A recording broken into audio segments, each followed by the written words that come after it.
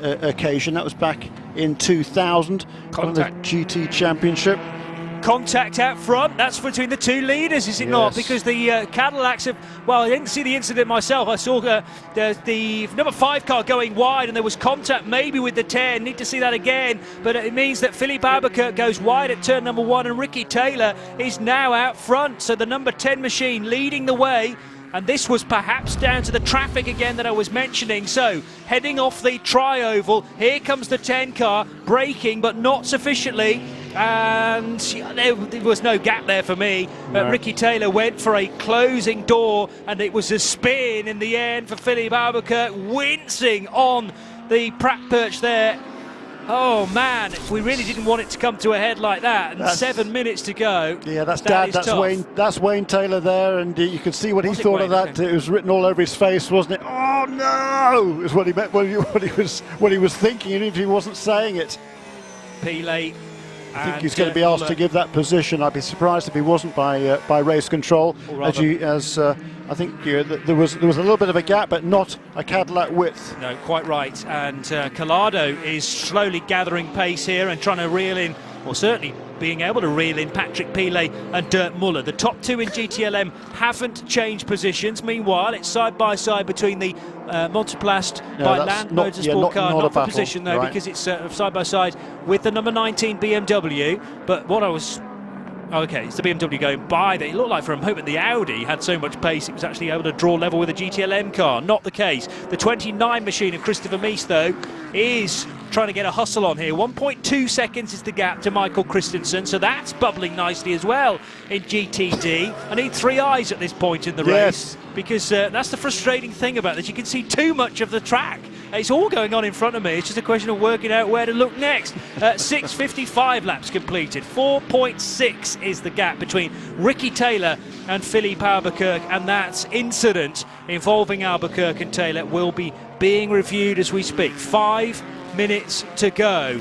And from Taylor's perspective, there was a gap, but he was never going to get far enough alongside Albuquerque before the door was slammed shut at his face. And Albuquerque actually did a tremendous job to get the car moving as quickly as he did. Spun it round through a full 360 degrees, worked out where he was on the track, which way the track was going, and has rejoined just 3.9 seconds back, you know. But that may well be decided out of Ricky Taylor's hands. And I reckon Johnny Collado now closer to Pile than Pile is to Muller in the GTLM first, second and third positions. Yes, 7/10 of a second the gap Muller to Pile, half a second back to James Collado in the Ferrari, the 488. And the Ricky Taylor car struggling. Oh, there was hesitation there as well for the 10 car. He went for a gap that wasn't there. Sandwiched between the wall and the Monoplast Audi. Desperate to try and thread his way through both a GTD and a GTLM car there. Had to check up big style. And that will have drawn Philippe Albuquerque a touch closer. 2 seconds now is the advantage. Yeah, and inside 4 minutes to go in this race, and you know, I'd be really surprised if he gets away with this, Ricky Taylor. I'd have been inclined, if I was on the pit box, I'd say, look, let him go back past and then try and make another move. Well, now the longer he leaves that decision, the less opportunity he's going to have to make any pass. But then, because they're not going to get the white flag. Are they going to get the right flag next time around? It's going to be awfully close. The thing is, if he is given a penalty, is he likely to be put behind Mark Goossens, or are they guaranteed a top 2 finish? No, I think they're guaranteed a top two finish, even if it's a drive-through, which it probably wouldn't be. I know it goes against the kind of fair play of motor racing, but is it almost worth the risk for Ricky Taylor to stay where he is and just risk being put back to second place post-race? 2.2 seconds is the gap at the moment. Taylor back to Philippe Albuquerque. We kind of know, well, the decision is being made in the next door office. Sadly, we're not privy to what's going on in there, but as soon as we get information, of course, we will tell you about that. 2 minutes and 45 seconds, 2 minutes and 40 seconds, and I'm hearing that there will be no further action on that incident. No action on the incident involving the 2 Cadillacs out front. Ricky Taylor legitimately leads this race. There is a 2-second gap between Ricky Taylor and Philippe Albuquerque, and Action Express Racing will be being informed of that. Well, 2 minutes and 15 seconds to go. You know, what comes around goes around, and I reckon that restart, the number 31 car impeded the number 10 car. It looked like it for me. I mean, I didn't get a chance to look at any replays of it, but certainly that was my impression for looking out of the window as the cars came across the line. There was no call in that situation, and there was no call in this situation either. But look at this battle for GTLM. Porsche versus Ferrari, 488, and all of a sudden, Dirk Müller isn't in the sight, is he? Because he's pulled out a couple of seconds all of a sudden. Yeah, 2.1 is the gap now, 0.2 of a second between the Porsche of Pilet and the Ferrari of James Calado. Let's see whether Calado can get an overlap into the braking area. I don't think he can find an inside line. Paul Trustwell. Yeah, this lap and one more to go. And of course, once these two go through, then we have the GTLM battle to finish their race. So it'll be the prototypes that finish their race first, no matter what, and then the GTLM cars.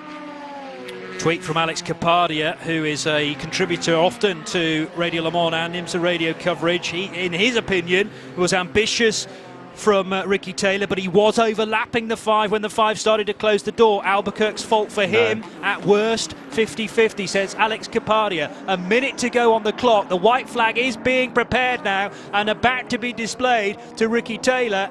So Ricky, 6, 5, 7 laps completed. He's coming out of Speedway Turn 4 now, and here is the white flag displayed to Wayne Taylor Racing and the brand new Cadillac.